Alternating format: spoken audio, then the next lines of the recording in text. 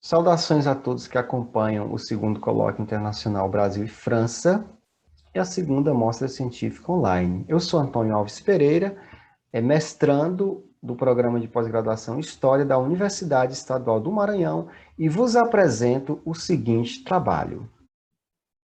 Então, o mesmo faz parte do grupo de trabalho Educação e Direitos e intitula-se como Ressignificação dos Saberes Escolares nas Comunidades Autodeclaradas Indígenas, o papel da tríade legislação, currículo e contexto.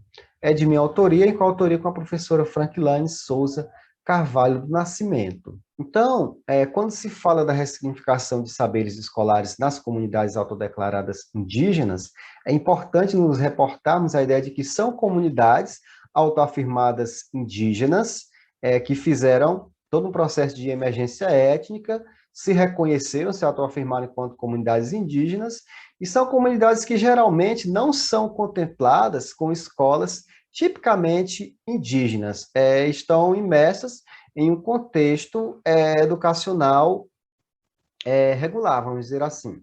Então, nós temos aí uma ideia de que quando uma comunidade se autoafirma enquanto povos indígenas, trata-se aí de um rompimento de um longo silenciamento histórico e é necessário que o contexto escolar colabore para o rompimento desse silenciamento. Veremos também ao longo desse trabalho que a história e a cultura indígena no processo educacional escolar tem suas bases legais que orientam nessa questão.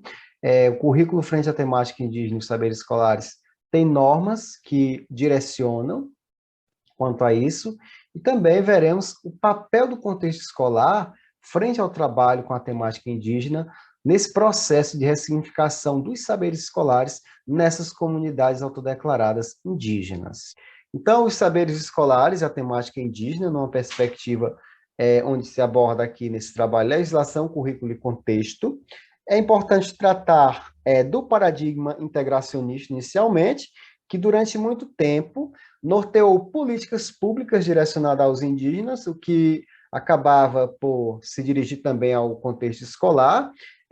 Esse processo do paradigma integracionista trazia uma falsa ideia de integração do índio à sociedade, quando na verdade era um branqueamento cultural dos povos indígenas, onde tinha-se também a história e a cultura indígena adentrando as escolas brasileiras sob a ótica do homem branco, o olhar da história e da cultura indígena a partir do olhar do homem branco.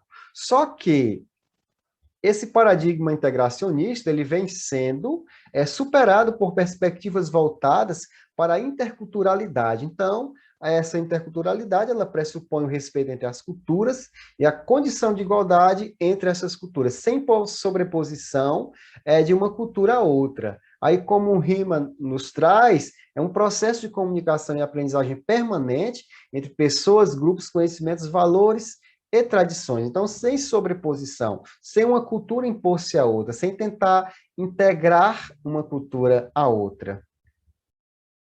Então, nós tivemos, ao longo do tempo, importantes mudanças na legislação brasileira acerca do trabalho com a temática indígena nas escolas.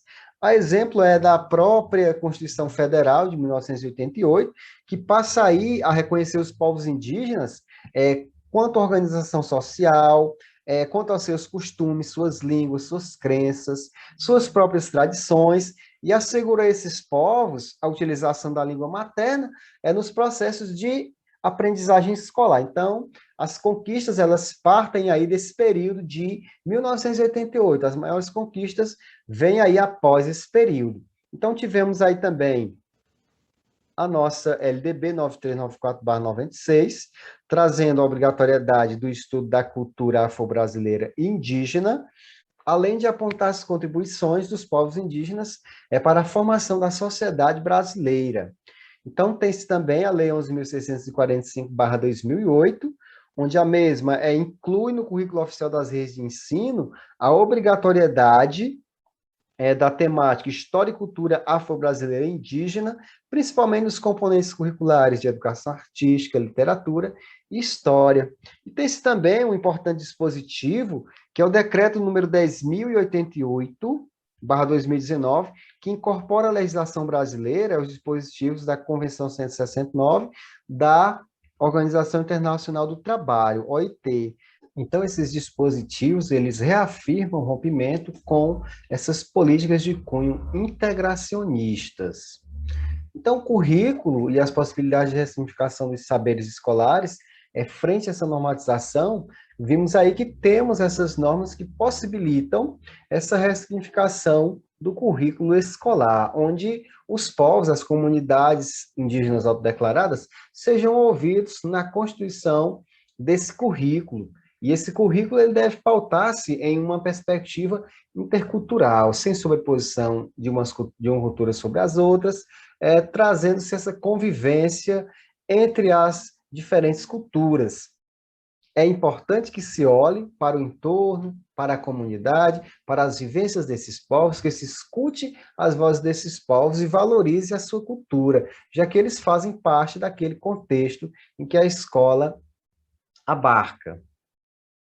Então, nas nossas considerações finais, foi possível compreender a legislação como uma garantia de direito para que a história e a cultura indígena adentre as escolas brasileiras, sendo fiel às vozes desses povos. Entende-se também o currículo como orientação, um direcionamento para as instituições no que diz respeito ao trabalho com a temática indígena em sala de aula, e o contexto escolar como um todo, ele é um ponto de efetivação desses direitos conquistados, como vimos ao longo deste trabalho, e também da materialização daquilo que está proposto no currículo.